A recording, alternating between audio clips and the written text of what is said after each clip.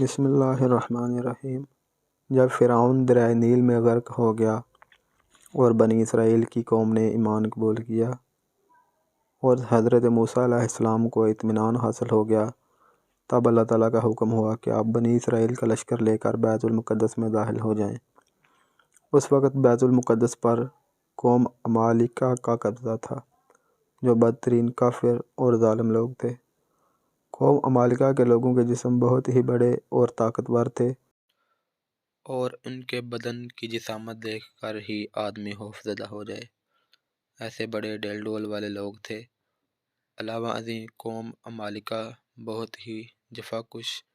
اور جنگجو تھی۔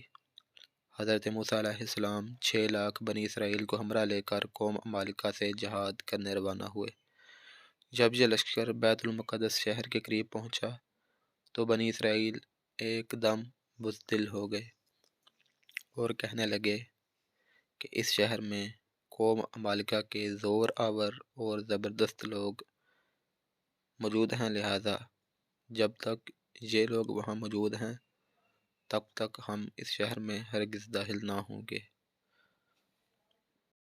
حضرت موسیٰ علیہ السلام نے قوم عمالقہ کا حال دریافت کرنے کے لیے اپنے 2 حلیفہ حضرت یوشع بن نون اور حضرت کالب بن یوکنا علیہ السلام کو بھیجا۔ انہوں نے بیت المقدس شہر میں جا کر قوم عمالقہ کا حال دریافت کیا اور واپس آ کر قوم بنی اسرائیل سے فرمایا کہ اے قوم، گھبراؤ نہیں، بے خوف ہو کر شہر میں داخل ہو جاؤ۔ اگر تم شہر میں داخل ہو گئے تو تمہارا ہی غلبہ ہے، کیونکہ قوم عمالقہ کے جسم بڑے بڑے ضرور ہیں لیکن ان کے دل نہایت کمزور ہیں۔ ان کی مدد پر، اللہ کی مدد پر بھروسہ کرو، اللہ نے مدد کا وعدہ فرمایا ہے اور اللہ کا وعدہ ضرور پورا ہوتا ہے۔ حضرت یوشع بن نون اور کالب بن یوکنا کی من کو ڈھارس دینے والی بات سن کر بھی بنی اسرائیل میں جہاد کا جذبہ پیدا نہ ہوا، بلکہ انہوں نے نہایت ہی بزدلی اور نامردی کا ثبوت دیتے ہوئے حضرت موسیٰ علیہ السلام سے کہا، اے موسیٰ، ہم تو وہاں کبھی نہ جائیں گے جب تک وہ وہاں ہیں، تو آپ جائیے اور آپ کا رب،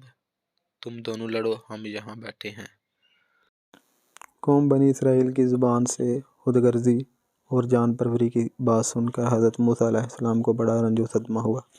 اللہ کے مقدس نبی کو صدمہ پہنچانے کا یہ نتیجہ ہوا کہ قوم بنی اسرائیل پر اللہ تعالیٰ کا غضب و جلال نازل ہوا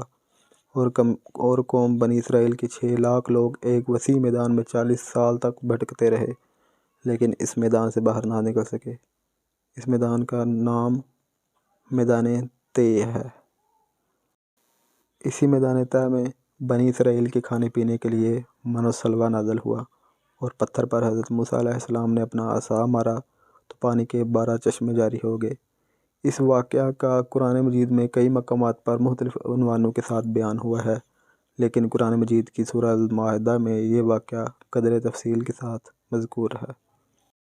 حضرت موسیٰ علیہ السلام کی قوم کی محبت و عقیدت اپنے نبی کی بابت اور حضور اقدس سرکار دو عالم صلی اللہ علیہ وآلہ وسلم کے مقدس صحابہ کے عشق میں کتنا عظیم فرق ہے کہ بنی اسرائیل 6 لاکھ کی کثیر تعداد میں ہونے کے باوجود بزدلی دکھا رہے تھے،